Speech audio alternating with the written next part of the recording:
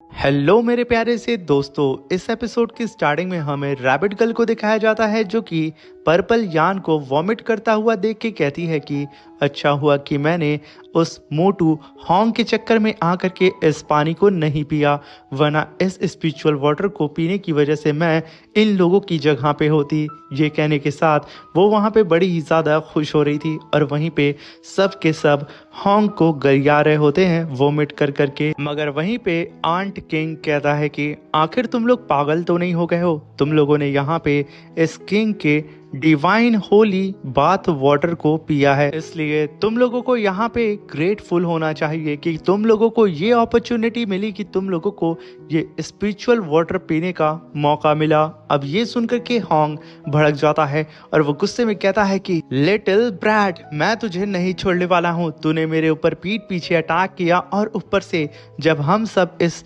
Bath water को P रहे थे तो तूने रोका भी नहीं, तू बस वहां पे छुप करके हमें इस बाथ डिवाइन वाटर को पीता हुआ देख रहा था। मैं तुझे यहीं पे मसल दूंगा, तू मुझसे नहीं बचने वाला है।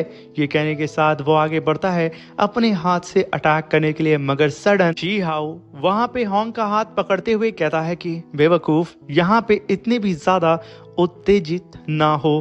तुम्हारे सामने जो लिटिल आंट है ना, वो असल में स्काई हॉर्न आंट क्लैन से बिलोंग करता है, जिसकी स्ट्रेंथ ट्रू ड्रैगन से भी ज़्यादा होती है। तो तुम अगर उससे यहाँ पे हारे हो ना, तो तुम्हें यहाँ पे खुद पे शर्म नहीं आनी चाहिए। अब ये सुनकर के सारे ही कल्टीवेटर उस आंट किंग को देखते हैं, जहाँ पे हमें उस आंट किंग की स्पिरिचुअल बॉडी नजर आती है जो कि उन सब से लाख गुना ज़्यादा पावरफुल होती है इस स्ट्रेंथ के मुकाबले में। अब शी हाउ की बात को सुनकर के हॉन्ग तो ठंडा पड़ जाता है, मगर वहीं पर रैबिट गर्ल अपने मन में कहती है कि ये आंट किंग 10 एंशियंट वीसियस बीस्ट में से एक है, जो कि असल में स्काई हॉर्न आंट के क्लैन से बिलोंग करता है और ये लोग अपने प्योर स्ट्रेंथ पे ही निर्भर रहते हैं। इनकी ताकत इतनी ज्यादा होती है कि ये लोग सिर्फ अपने स्ट्रेंथ के दम पे ये लोग अपने एनिमी को मसल के रख देते हैं। मगर मैंने तो सुना था कि ये लोग इमॉर्टल एंशियंट वॉर में ही पूरी ही तरीके से खत्म हो चुके थे, मगर आखिर ये एक लौता एंशियंट किंग आंट कैसे जिंदा बच गया।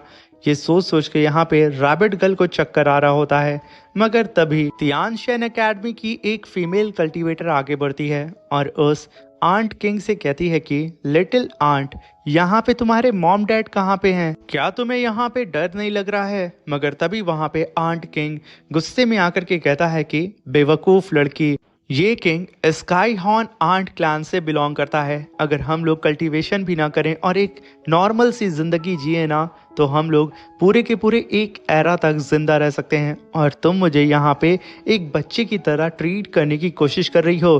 तुम्हारा दिमाग तो सही है, मैं उम्र में भी तुमसे बड़ा हूँ। अब ये सुनकर के वहाँ पे हॉन्ग कहता है कि ब्रदर शियाओ, क्यों ना हम लोग यहाँ पे इस आंट किंग को हरा दें और इसे हरा के अपना गुलाम बना लें, और इसकी जो सुप्रीम स्ट्रेंथ ब्लड लाइन की पावर है उसके बारे में हम इससे पता लगा लें, और हम लोग तो फिर जिंदगी भर पावरफुल रहेंगे। ये कहने के साथ वहाँ पे हॉन्ग हंसने लगता है, मगर यहाँ पे आंट किंग सुन लेता है और वो पलटता है और गुस्से में हॉन्ग की तरफ अपनी फिंगर को दिखाते हुए कहता है कि अरे मोटे कहीं के, तूने अभी क्या कहा? तू मुझे यहाँ पे अपना गुलाम बनाना चाहता है? अगर एक और पंच मैंने तुझे मार दिया ना, तो ये जो तेरा मोटा सा शरीर है वो फट करके कई हजार टुकड़ों में बट जाएगा। अब ये सुन करके हॉन्ग शी हाउ के पीछे छुप जाता है और सीधा ही उस आंट किंग से कहता है कि अगर तेरे पास इतना जिगरा है तो मेरे भाई से लड़के दिखा, मेरा भाई तुझे कूट कूट के बंदर बना देगा। ये सुन करके वहां पे आंट किंग कहता है कि अच्छा चल, मैं तुझे एक और चांस देता हूँ। जो तूने अभी बोला है ना मोटे, चल दोबारा तू उसे बोल के दिखा, फिर मैं तुझे बताता हूँ कि मैं तेरे साथ क्या करूँगा। अब यहाँ पे इन दोनों की ही बहस छुड़ जाती है, जहाँ पे वो आंट किंग पूरी तरीके से तैयार होता है कि हॉन्ग एक लफ्ज बोले वो उसे कूट देगा। मगर तभी वहाँ पे इमॉर्टल मेंशन के गार्ड्स अपीयर होते हैं और वो लोग आते के साथ कहते हैं कि हम लोग यहाँ पे सेंस कर पा रहे हैं कि यहाँ पे royal immortal ancient blood line का एक और डिसेंडेंट मौजूद है। आप में से जो भी है वो प्लीज बाहर आ जाए। तभी सब के सब एक दूसरे को देखने लगते हैं, जहाँ पे वो गार्ड्स कहते हैं कि आप में से जो भी वो डिसेंडेंट होगा वो इस पैलेस के सारे ही ट्रेजर को क्लेम कर सकता है अपने एबिलिटी के अनुसार, और साथ में उसे अपॉर्चुनिटी मिलेगी ट्रू कोर इनहेरिटेंस को हासिल करने में। मगर ये सब कुछ सिर्फ उस royal immortal ancient blood line के कल्टीवेटर को मिलेगा, क्योंकि ये सब कुछ उनके ही एंसेस्टर्स का है। अब ये सुनकर के सभी लोगों में और भी ज्यादा बातें होने लगती है, और उन सब की बातें यहाँ पे वो सारे गार्ड्स सुन रहे होते हैं। मगर तभी इमॉर्टल एकेडमी की यिंग जुआन आगे बढ़ते हुए कहती है कि सीनियर, अभी हाल ही में हमारा रैलम एक वॉर में जाने वाला है, जो कि हमारी वॉर फॉरेन रैलम के कल्टीवेटर से होने वाली है। इसलिए प्लीज रॉयल एंशिएंट इमॉर्टल की ब्लड लाइन को आप ना देखें, हम सभी लोगों को मौका दें इस पैलेस की ट्रू कोर इनहेरिटेंस को हासिल करने का, क्योंकि हम सबको जल्द से जल्द पावरफुल बना होगा, क्योंकि हमें अपने रैलम को बचाना है फॉरेन वर्ल्ड के एनिमी से। अब ये सुनकर के वो सारे ही गार्ड एक दूसरे से बात करने लगते हैं, और फिर उन सारे ही कल्टीवेटर से कहते हैं कि हम लोग यहाँ पे अब तुम सभी लोगों को अपॉर्चुनिटी देने वाले हैं इस ट्रू कोर इनहेरिटेंस को हासिल करने के लिए। मगर याद रहे, ये टेस्ट बहुत ही ज़्यादा मुश्किल होने वाला है। क्या तुम लोग तैयार हो? तभी सबके सब हाँ बोलते हैं, और तभी वो गार्ड अपने स्पीयर को समन करता है और वो उसे नचाते हुए अपनी पावर को अनलिश करता है, और ज़मीन पे अपने स्पीयर को मार करके अपने ऑरा प्रेशर को चारों ही तरफ फैला देता है। तभी हम देखते हैं कि उस पैलेस में चारों ही तरफ वाइब्रेशन होने लगती है, और सडन शी-हाओ की पूरी टीम के सामने एक जाइंट सा कोल्ड्रम अपीयर होता है, जिसे देख करके वो इमॉर्टल पैलेस का गार्डियन कहता है कि ये कोल्ड्रम का नाम है ओरिजिन मदर कोल्ड्रम। ये एक ग्रेटेस्ट ट्रेजर है इमॉर्टल एंशिएंट एरा का, और आप में से जो भी इसे सिर्फ उठा लेगा उसे अपॉर्चुनिटी मिलेगी कि वो जा करके कोर इनहेरिटेंस को अचीव कर सकता है। अब ये सुनकर के वहाँ पे आंट किंग हंसते हुए कहता है कि बच्चों, तुम लोग यहाँ पे जो अपने सामने कोल्ड्रम को देख रहे हो वो असल में मेरा ही वेपन है, मगर इसकी पावर इतनी ज्यादा टेरिफाइंग है कि इसे अगर नॉर्मल कल्टीवेटर छुएंगे तो वो पूरी ही तरीके से राख में बदल जाएंगे, इसलिए इसे छूने से पहले 10 बार सोच लेना। अब ये कहने के साथ वो बड़े ही मजे से उन गार्ड्स के ऊपर बैठ के आराम फरमा रहा होता है। वहीं पे शी-हाओ और उसके साथ में जितने भी मेंबर्स होते हैं वो सब के सब यही बात कर रहे होते हैं कि आखिर आगे पहले कौन जाएगा, और उन लोगों को इतना डिस्टर्ब देख करके वो आंट किंग और भी ज़्यादा खुश होते हुए कहता है कि मुझे नहीं लगता है कि इन बेवकूफ़ों में से किसी के पास भी इतना गट्स है कि वो आगे बढ़ के इस कोल्ड्रम को उठा सके। मगर तभी वहाँ पे इमॉर्टल एकेडमी के कल्टीवेटर्स की एंट्री होती है, जिनमें से एक लिटिल किंग होता है और दूसरा लू होंग होती है, जहाँ पे लू होंग कहती है कि मैं इस ट्रेजर को उठाऊंगी। ये कहने के साथ वो धीरे धीरे करके आगे बढ़ती है और आसमान से सीधा ज़मीन पे आकर के लैंड करती है। वो अपने कदम जैसे जैसे आगे बढ़ा रही थी, सिर्फ उसके ऑरा प्रेशर की वजह से वहाँ पे फूल खिलने लगते हैं और चारों ही तरफ हरियाली छा जाती है। तभी वो शी-हाओ के बगल से गुजरती है, जिसे देख के शी-हाओ कहता है कि मैंने यहाँ पे सोचा नहीं था कि कोई लेडी यहाँ पे मेरे थंडर एम्परर सील को भी क्रॉस कर सकती है। यकीनन ये कुछ ज़्यादा ही इंटरेस्टिंग मुझे नज़र आ रही है। अभी हमें वहाँ पे बताया जाता है कि ये जो लू होंग है वो असल में मिस्टीरियस लॉन्गविटी क्लैन से बिलोंग करती है, और उसके फादर लू फैमिली के हेड हैं, यानी कि मिस्टीरियस लॉन्गविटी क्लैन के हेड हैं, और इसके ट्रू फॉर्म को अभी तक कोई भी नहीं जानता है। इसके ऊपर नज़र मॉर्टल एकेडमी के ग्रेट एल्डर्स की पड़ गई थी, और इसके टैलेंट को देखते हुए उन लोगों ने इसे लाइफ सुप्रीम गॉड की पोजीशन दे दी थी, जो कि इस डिवाइन एरा में बहुत ही ज़्यादा पावरफुल पोजीशन मानी जाती है। वहीं पे हम लू होंग को देखते हैं, जो कि अपने कदम सीधे ही बढ़ा देती है उस कोल्ड्रम की तरफ, और जाकर के सीधा अपने हाथों से ही उस कोल्ड्रम को उठाने की कोशिश करती है। वो कितनी भी कोशिश करती मगर वो यहाँ पे इस कोल्ड्रम को उठा नहीं पाती है। तभी वो अपनी पावर को अनलिश करती है, जिसकी वजह से आसमान में ग्रीन क्लाउड आ जाते हैं और बारिश की बूंदों के साथ आसमान से सीड जमीन पे गिरती है, और वो सीड रूट में कन्वर्ट होकर के यहाँ पे इस लू होंग की मदद कर रहे होते हैं उस कोल्ड्रम को उठाने के लिए। मगर फिर भी ये यहाँ पे कितनी भी कोशिश करती, कितनी भी अपनी पावर का इस्तेमाल कर लेती, मगर फिर भी लू होंग इस कोल्ड्रम को हिला नहीं पाती है। मगर तभी वो कोर्ड्रम अपनी पावर को हल्का सा रिलीज करता है, जिसकी वजह से लू होंग की सारी ही वाइन्स वहां पे डिस्ट्रॉय हो जाती हैं। वहां पे एक धमाका होता है और लू होंग भी झटक के पीछे खड़ी हो जाती है। अब ये देख करके शी हाओ कहता है कि ये लड़की काफी ज्यादा छोटी और उतनी ही ज्यादा क्यूट भी है, मगर उससे ज्यादा ये फियरलेस भी है। और मैं यहाँ पे इस लड़की को देख करके एक चीज तो कह सकता हूँ, ये इस वर्ल्ड में दूसरी रीइंकार्नेशन है जिसे मैं देख पाया हूँ। पहली तो ये खुद रैबिट गर्ल है और मेरे ख्याल से दूसरी ये लू होंग है। अब यहाँ पे शी हाओ सिर्फ अंदाजा लगा रहा होता है, वहीं पे लू होंग उन तीनों ही गार्ड से कहती है कि सीनियर, इसे तो हिला पाना भी बहुत मुश्किल है। मगर तभी वो तीनों ही गार्ड में से उनका लीडर कहता है कि कोई बात नहीं, तुम भले ही कितनी ज्यादा स्ट्रांग क्यों ना हो, मगर फिर भी तुम इस कोर्ड्रम को हिला नहीं सकती हो। मगर तुम इतनी ज्यादा पावरफुल हो कि तुम इसके और प्रेशर के हिट होने के बावजूद और इसको अपने हाथ से छूने के बावजूद तुम डस्ट में नहीं बदली।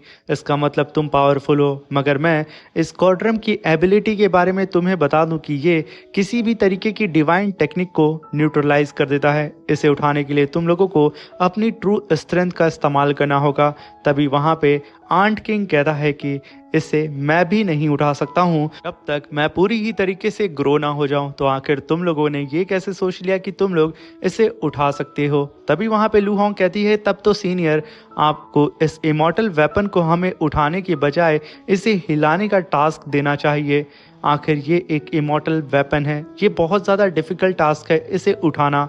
मगर तभी वो गार्ड कहते हैं कि ये सिर्फ एक प्रोजेक्शन है जिसे तुम लोग हिला भी नहीं पा रहे हो। अगर रियल कोर्ड्रम यहाँ पे होता तो तुम उसके पास में जाने से पहले मारे जाते।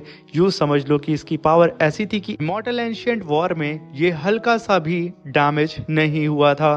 तो तुम लोग इसकी एबिलिटी का अंदाजा इससे लगा सकते हो। ये सुनकर के लू होंग की बोलती बंद हो जाती है। तभी वहां पे शी हाओ अपने मन में कहता है कि ये कोर्ड्रम वर्दी है एक ट्रू 10 विशियस बीस्ट के ट्रेजर कहलाने में। साथ में मुझे याद है कि मैं बहुत साल पहले एक स्काई हॉर्न आंट के नेस्ट में पहुंच गया था, जो कि असल में एक इमॉर्टल एंशिएंट रूइंस के अंदर मौजूद था। और वहां पे मुझे एक सुप्रीम टेक्निक मिली थी जिसे मैंने मास्टर करने के बाद अपनी अल्टीमेट स्ट्रेंथ को अचीव किया था। और मेरी अल्टीमेट स्ट्रेंथ बिल्कुल इस आंट किंग से ही मैच करती है। यहाँ पे शी हाओ यही सब सोच ही रहा होता है, वहीं पे पर्पल यान और यिंग जुआन वो दोनों ही वहां पे आसमान में आते हैं और कहते हैं कि अब यहाँ पे हम दोनों ट्राई करेंगे। ये कहने के साथ वो दोनों ही अपनी अपनी इमॉर्टल सीड को समन करते हैं और उसकी पावर का इस्तेमाल करके अपनी पावर को आपस में फ्यूज कर देते हैं। और अपनी फ्यूजन टेक्निक को वो लोग यहाँ पे कास्ट करके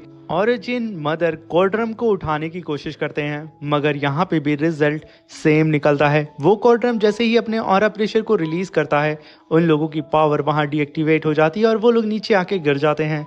सेम यहाँ पे शी हाओ के दोस्त भी दूर से ही उस कोर्ड्रम को उठाने की कोशिश करते हैं, क्योंकि उन लोगों को पता था कि उनकी स्ट्रेंथ इतनी नहीं है कि वो लोग जाके अपने हाथ से उठा सकें उस कोर्ड्रम को, वरना ये सब के सब राख में बदल जाएंगे।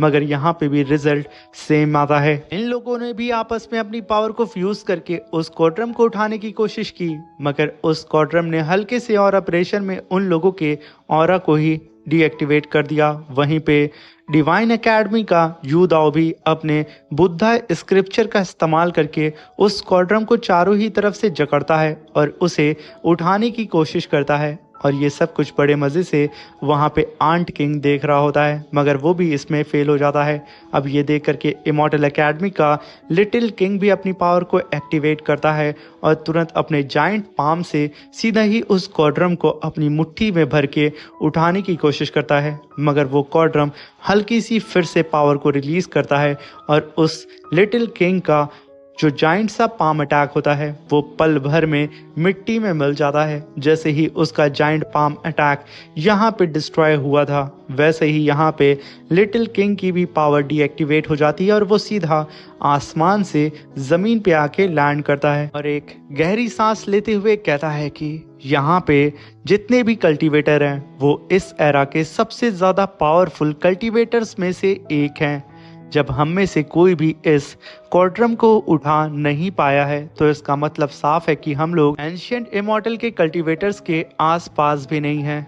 ये बात अब साफ होती है कि अगर फॉरेन रैलम के कल्टीवेटर से अगर हमारी वॉर होती है तो हमारा रैलम पल भर में पूरी ही तरीके से डिस्ट्रॉय हो जाएगा।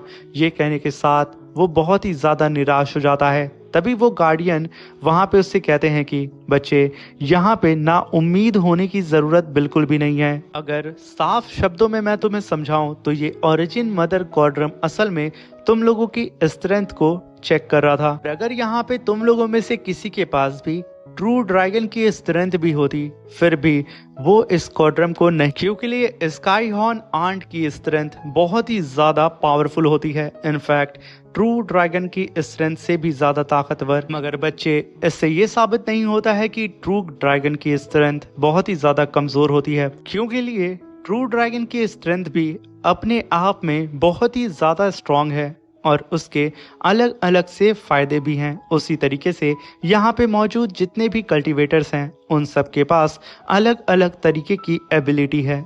अगर तुम लोग इस इमॉर्टल मेंशन के अंदर आए हो तो इससे साफ जाहिर होता है कि तुम लोग एक डिजर्विंग कैंडिडेट हो, तो इसलिए ना उम्मीद मत हो और अपने हौसले को कभी भी गिरने मत दो। अब ये सुनकर के वहाँ पे लिटिल किंग उन तीनों ही सीनियर को ग्रीट करके उनकी इस एडवाइस के लिए वहाँ पे उनको धन्यवाद बोलता है और कहता है कि सीनियर्स, मैं आप लोगों की इस बात को हमेशा अपने दिमाग में गांठ बांध करके रखूंगा। इसी के साथ ये शानदार सा एपिसोड यहाँ पे ख़त्म होता है।